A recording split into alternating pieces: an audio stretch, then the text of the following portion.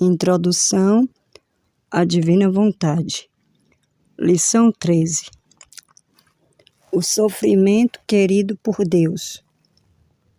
Como vimos, viver no reino da Divina Vontade implica uma renúncia à nossa vontade, à nossa vida, ao nosso eu, conforme se manifesta nos requisitos para entrar e viver nela.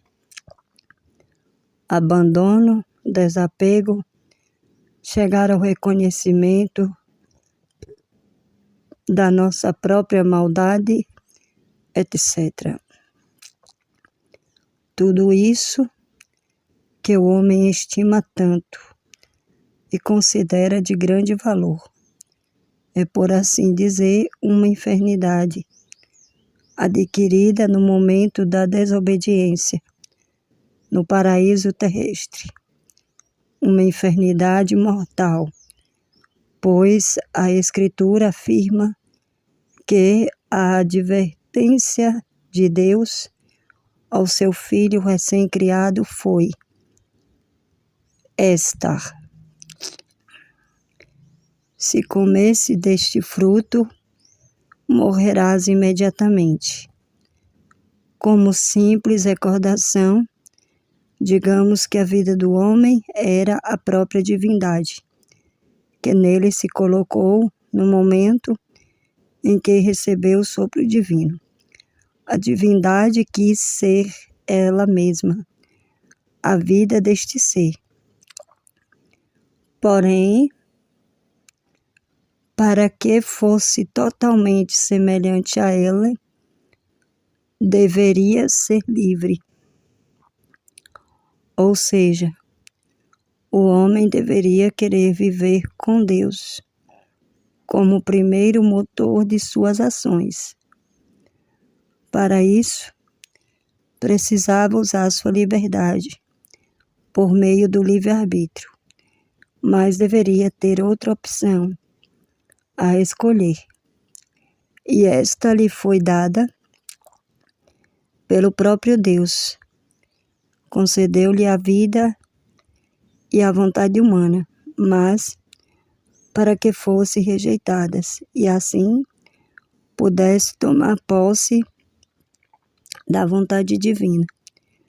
O homem deu morte a esta vida divina, que lhes fora dada como dom, e optou por dar vida à segunda opção, aquela que deveria ter sido mortificada.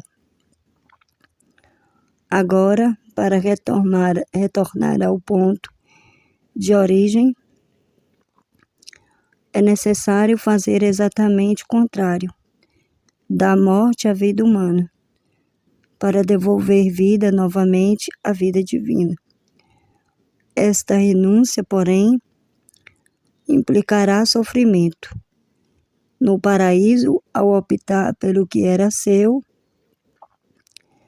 o homem não sofreu, sequer percebeu a ruptura interior que se produziu, pois foi a própria divina vontade que sentiu esta morte.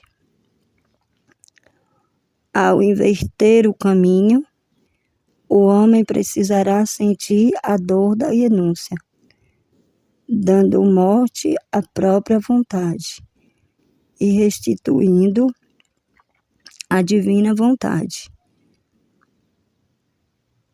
o lugar de sua vida. Este é o tema que nos ocupa hoje. O sofrimento querido por Deus. O sofrimento. O sofrimento é um tema delicado e de difícil abordagem, pois parece ir contra a própria natureza humana.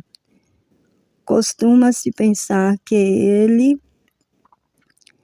é fruto de deficiências que podem ocorrer no campo material, doença, desgaste, fragilidade, morte. No campo moral, injúrias, agressões, injustiças, sofrimentos afetivos, especialmente no amor. E, por fim, no campo espiritual, o sofrimento causado pelo afastamento do Criador. Até aqui chega a nossa concepção de dor e sofrimento. E esta visão é a principal causa do nosso desconcerto, pois sempre o consideramos algo negativo. Quando ele entra em nossa vida, pensamos que nos rouba a paz, a tranquilidade, a felicidade, a saúde e, em alguns casos, até a própria vida. Seja a vida material ou Deus não o permita, a vida da alma. Esse sofrimento é consequência do pecado e, portanto, retira do ser humano o que ele tem de melhor, os dons que Deus gratuitamente havia concedido ao nosso primeiro pai, Adão. Ao perdê-los, o homem foi naturalmente conduzido a todas estas consequências, pois a vida feliz, sem penas, sem dor, sem morte e com a presença de Deus, não era um atributo da natureza humana, mas dons sobrenaturais e preternaturais que lhes foram dados, concedidos. Contudo, não foram dados gratuitamente, como muitas vezes pensamos. Houve uma condição, uma prova, uma renúncia. Pequena, talvez, mas ainda assim uma renúncia. E não existe renúncia nem desapego sem dor e sofrimento. Deus, portanto, impõe algumas exigências para admitir-nos em sua união, segundo a Sagrada Escritura. Esta exigência foi a renúncia a comer do fruto de uma árvore. Deus, duas formas de sofrimento. Temos, então, duas classes de sofrimento. Primeiro, sofrimento querido por Deus, imposto por Ele, a sua criatura, com uma finalidade: conservar os dons que nos havia concedido, para manter-nos unidos a Ele, tornando-nos participantes de sua própria natureza, a natureza divina. Este sofrimento deveria ser contínuo, assim como contínua deveria ser nossa união com Ele, para que sua vida permanecesse continuamente em nós. Segundo sofrimento, não querido por Deus, originado pela desobediência e pelo pecado. Este sofrimento não era desejado pelo Criador. Nosso Senhor Jesus Cristo o assumiu para nos redimir. É o sofrimento mais conhecido por todos. Quando tentamos abordar o sofrimento do ponto de vista religioso, surgem sentimentos contraditórios.